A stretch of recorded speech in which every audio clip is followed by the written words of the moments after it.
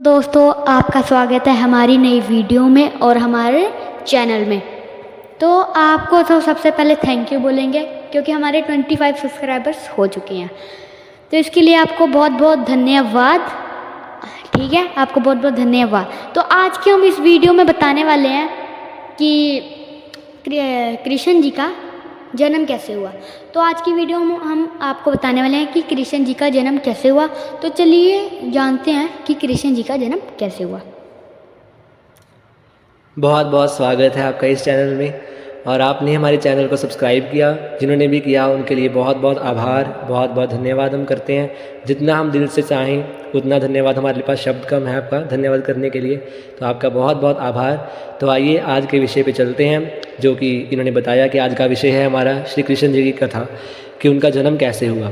तो आइए प्रारंभ करते हैं, शुरुआत करते हैं। तो ये द्वापर युग की बात है कि जब इस धरती पे अधर्म का जो बोलबाला है वो ज़्यादा हो गया था और जो धर्म है वो कम हो गया था। अर्थात जो हमारे राक्षस थे या असुर थे, उन्होंने लोगों पर अत्याचार करना शुरू कर दिया था और उन्होंने भगवान की जो पूजा है, अर्चना है, वो बंद करवा दी थी और संतों का जो है वो अपमान करते थे। तो जो धर्म था वो तो यानी कि लोप ही हो गया था, यानी कि बहुत कम ही रह गया था। तो अधर्म का जो था वो ज़्यादा बोलबाला था। तो भगवान यही कहते हैं कि जब इस धरती पे अधर्म का जो बोलबाला वो ज़्यादा होता है, तो तब मुझे धर्म की रक्षा करने के लिए आना ही पड़ता है। तो इसलिए जो भगवान है वो द्वापर युग में श्री कृष्ण का अवतार लेकर के आए। तो जब जो धरती है वो असुरों से कांप रही थी, कंपायमान हो रही थी, तो जो धरती है वो ब्रह्मा जी के पास गई और ब्रह्मा जी जो है सभी देवताओं को लेकर के भगवान श्री हरि के पास जाते हैं। और तो भगवान श्री जो हरि हैं वो बताते हैं, वो उनसे जाकर प्रार्थना करते हैं कि अब आपको इस धरती पर अवतार लेना ही पड़ेगा। तो फिर जो भगवान है वो उनको आश्वासन दिलाते हैं और उनकी सहायता करते हैं और कहते हैं कि मैं द्वापर युग के अंत में जो है भगवान श्री कृष्ण के रूप में अवतार लेकर के आऊँगा और जो धर्म की रक्षा करूँगा और अधर्म का नाश करूँगा। तो फिर क्या होता है, तो जो कंस होता है, कंस बहुत ही दुष्ट है, असुर जाति का बड़ा ही दुष्ट राक्षस है। संतों का अपमान करता है, जो भी मंदिर उसने सारे बंद करवा दिए, पूजा बंद करवा दी, किसी को पूजा नहीं करने देता, ना ही किसी को भगवान का नाम जपने देता है। तो बड़ा ही दुष्ट प्रवृत्ति का जो राक्षस है वो कंस है। तो जो कंस है, कंस की जो 7 बहनें हैं, 7 बहनें हैं उसकी। तो जो देवकी है, जब उसकी शादी होती है, तो देवकी की जो शादी है वो वासुदेव जी के साथ होती है।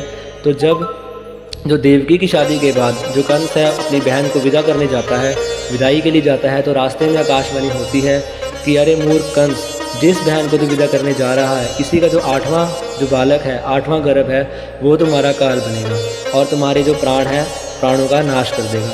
तो कंस जो है वो बहुत घबरा जाता है, कंस की मति मारी जाती है। तो जो कंस है वो अपनी बहन देवकी और वासुदेव जी को कारागार में डाल देता है, जेल में बंद कर देता है।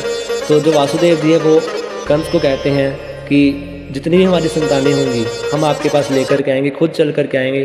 तो कंस जो है उनको पता है कि जो वासुदेव जी हैं वो बहुत सत्यवादी हैं, वो अपने वचन से कभी भी नहीं मुकरते, नहीं बदलते हैं। तो इसलिए जो वासुदेव जी हैं, जब उनकी पहली जो संतान होती है, पहले पुत्र को लेकर के कंस के पास जाते हैं।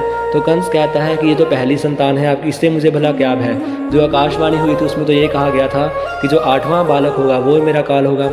तो फिर इसलिए वो कहते हैं वासुदेव जी को कि आप इनको ले जाइए, इससे हमें कोई भी भय, तनिक भी भय जो है वो नहीं है।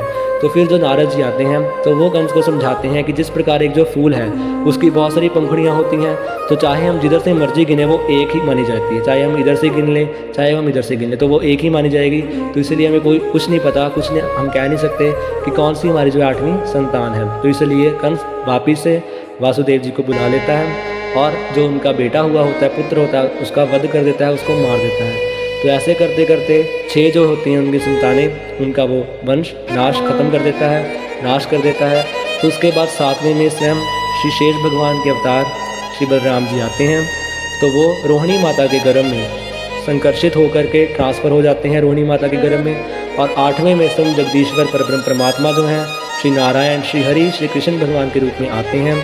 तो जब वो आते हैं तो जो कंस के पहरेदार हैं वो सो जाते हैं और जो कंस के जो जेल में उनकी हथकड़ियाँ लगी हुई हैं वासुदेव और देवकी के हाथों में, वो सब स्वतः ही अपने आप खुल जाती हैं। तो इसका क्या अर्थ है कि जो भी माधव को लेकर के चलता है उसको संसार का किसी प्रकार का जो बंधन है वो उसको रोक नहीं सकता, और जो भगवान की जो माया है वो उसका भी उसके ऊपर किसी तरह का प्रभाव नहीं पड़ता है। और जो यहाँ पर कंस के पहरेदार सो जाते हैं, इसका अर्थ ये है कि जो भी ईश्वर को अपने साथ लेकर के चलता है उस पर जो इंद्रियां हैं, कंस के पहरेदार अर्थात जो इंद्रियां हैं, इंद्रियां उसकी वश में हो जाती हैं, कंट्रोल में हो जाती हैं। इंद्रियों के वो चक्कर में फिर वो प्राणी नहीं आता। तो फिर जो भगवान बोलते हैं कि हमें नंद बाबा और यशोदा के घर छोड़ाओ गोकुल में, तो भगवान जो हैं वो वासुदेव जी भगवान को लेकर के चलते हैं। तो पहले तो यमुना जी में टोपी में डालते हैं और अपने शीश पे लेकर के चलते हैं। जैसे ही वो चलते हैं तो रिमझिम बारिश होनी प्रारंभ हो जाती है, वर्षा वृष्टि होने लग जाती है। तो इसका अर्थ क्या है कि जो भी ईश्वर को माधव को लेकर के चलता है, जो भी भगवान का सहारा लेता है, उस पर कृपा तो भगवान की स्वतः ही अपने आप ही बरसनी शुरू हो जाती है। तो और जैसे ही वो आगे चलते हैं तो यमुना जी के बीच में जाकर के यमुना जी का जो जल है वो वासुदेव जी के कंधे तक आ जाता है और वासुदेव जी डूबने लगते हैं। तभी भगवान अपने चरण डाल करके यमुना जी को शांत करते हैं। इसका क्या भाव है? यमुना अर्थात भक्ति। जो भी ईश्वर को साथ में लेकर के चलता है उसकी भक्ति तो अपने आप बढ़ ही जाती है। तो फिर जैसे ही वासुदेव जी जो हैं वो नंद बाबा और यशोदा माता के घर जाते हैं तो वहाँ पर जो पुत्री है, पुत्री का जन्म दिया है, वहाँ पर पुत्री अर्थात वो माया है। तो जैसे ही भगवान श्री कृष्ण को वहाँ पे छोड़ते हैं और माया को अपने साथ लेकर के चलते हैं और जैसे ही जेल में जाते हैं तो स्वतः ही जो जेल की जो हथकड़ियाँ हैं वो अपने आप लग जाती हैं और कंस के पहरेदार भी जाग जाते हैं।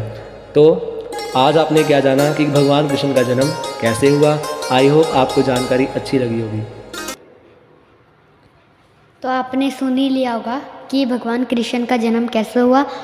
तो बस आज के लिए इतना ही और आपको बताएंगे नेक्स्ट वीडियो में अगला इसके आगे क्या हुआ। तो आप भी इस वाली वीडियो को भी वायरल कर दो, पूरा रिकॉर्ड तोड़ दो इस वीडियो का। आज के लिए इतना ही और मिलते हैं किसी नेक्स्ट वीडियो में। धन्यवाद, सबको धन्यवाद।